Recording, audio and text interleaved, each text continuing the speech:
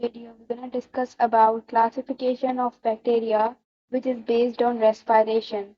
So as we all know, in the respiration, we have aerobics and anaerobics. So let's have a difference between aerobics and anaerobics and how classification of bacteria is based on this respiration. So first, if I do talk about aerobics, so here we know aerobics are they use the oxygen for the respiration. Used oxygen for the respiration. Then after that the aerobics are they utilize basically carbon dioxide and water to produce we can say classical to produce oxygen. They utilize carbon dioxide plus water to produce oxygen.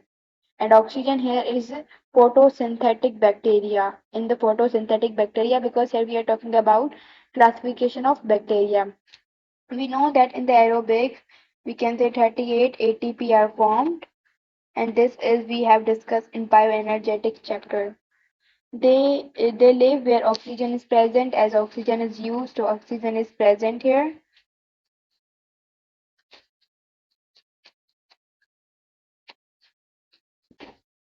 After that, for example, we can say aquatic environment, like for example lactobacillus. Lactobacillus is an aerobic, we can say example.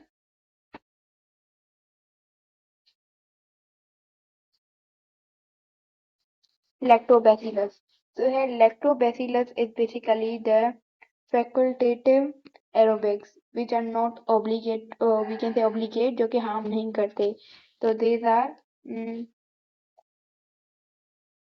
facultative aerobes. This means they are not obligate, and one which is not obligate they cannot harm us. Okay, and here we have another example of this aerobics, which is we can say mycobacterium.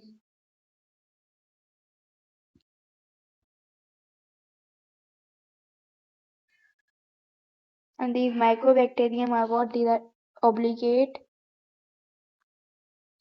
aerobes which can harm.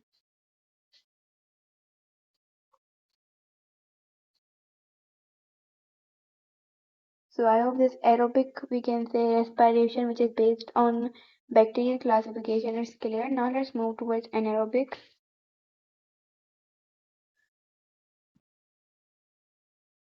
Okay, so here in the anaerobic we have they live where oxygen is absent.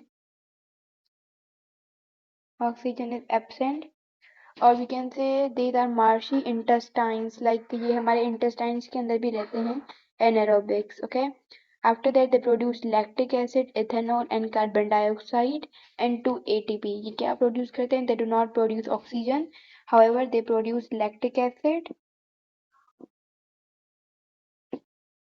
ethanol and carbon dioxide. With that they produce 2 ATP, or there in the aerobics we were having 38 ATP. And for example, here the example of this anaerobics can be endostridium. Dostridium are basically the obligate anaerobes, obligate which can harm anaerobes.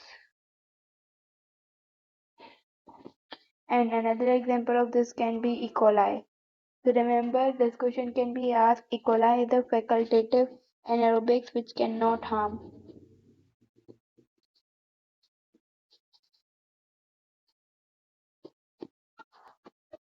So this was the difference between, we can say, aerobic and anaerobic, which is classification of bacteria, and that is based on, we can say, respiration. I hope this is clear to you guys. So bye bye.